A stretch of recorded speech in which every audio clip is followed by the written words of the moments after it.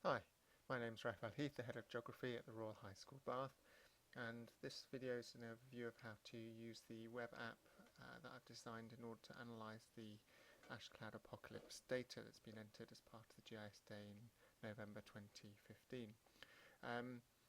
The first thing that pops up is this information screen, which tells you about the event and the app and so on, which you can read through or get rid of using the I button.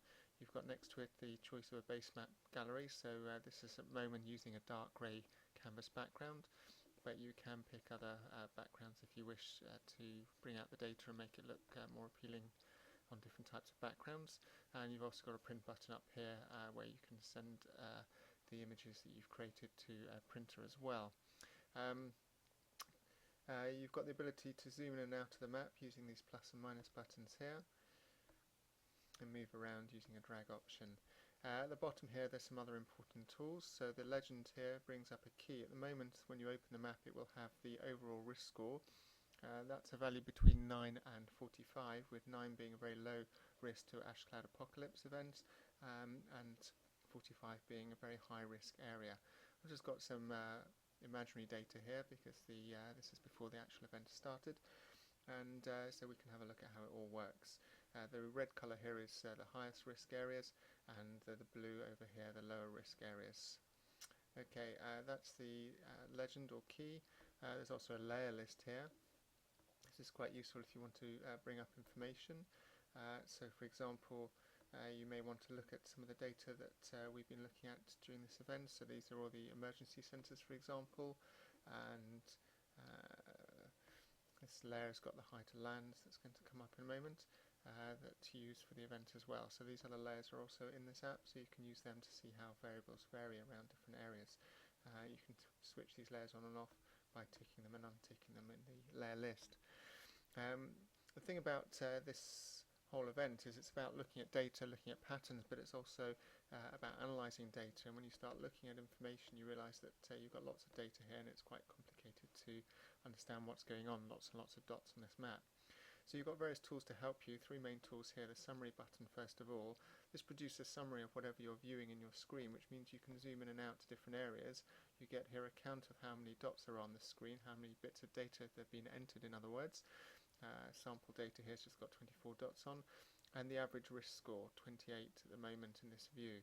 So I can zoom to any part of the world and see how the risk scores vary, and obviously this is quite a quick and easy way to get information for different parts of the world and see how they compare. So for example here I'm looking at London, and if I zoom into this part of London, just the north part, I can see the risk scores average out at 18 or so, and then if I zoom to another part of London over here where I've got some different data, I can see the risk scores are nearer 35. So immediately I get this idea that there is some difference in the risk. This is good, but it only allows me to sort of see, to zoom in and out of what's in my screen extent, and I can't always quite pick out what I want here. So there are other tools I can use within my choices here. I can use the query tool here.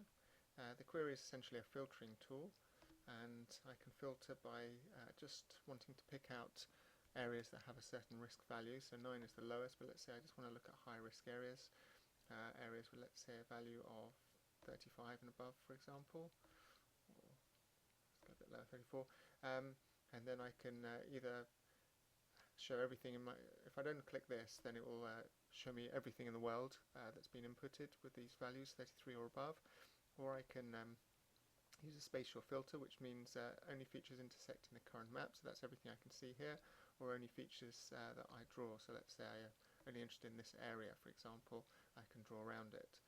When I click apply, it will then show me the areas that have scored over 45. In this case there's 1, 2, 3 areas, they've got a red flag next to them, and you can see they've what their individual score is, and I can zoom to any of them by clicking them and getting information about them. So that's the filter tool. That's quite a good way of being able to just quickly see information and patterns, and particularly for picking out areas that you're interested in and just looking at where the very highest risk score values might be. I've also got a chart tool here, and the chart tool is another way of looking at the data. So I've got lots of dots here. It's quite complicated to know what's going on and how the area varies. So I might zoom into this area, for example. So I've got a few dots up here, and I'm going to do this Ashcloud risk score charting tool.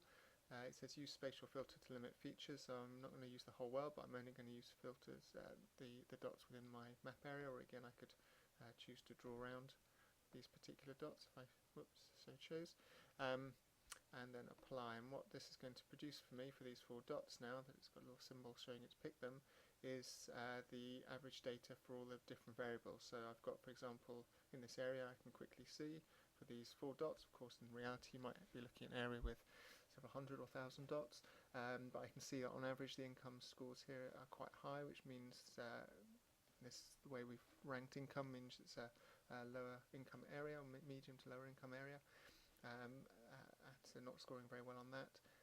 But I can see the population density score is quite low, so I can see how it varies on different types of schools, and I can look at that in 2 different ways. This chart's slightly easier to read the actual text, I think, on and see how they vary.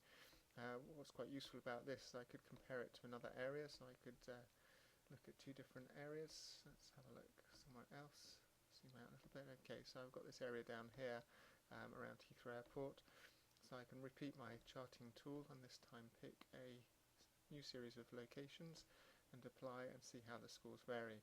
So here I can see it, say, I don't know, the income score here perhaps is slightly lower, which means higher income area, for example, lower risk score, and I can have a look at it this way around, and I can have a look at some of the other variables and how they vary. So having perhaps printed this out or print screened it and put it into a report, I can look at how the different areas vary and why they might score worse or better on certain factors.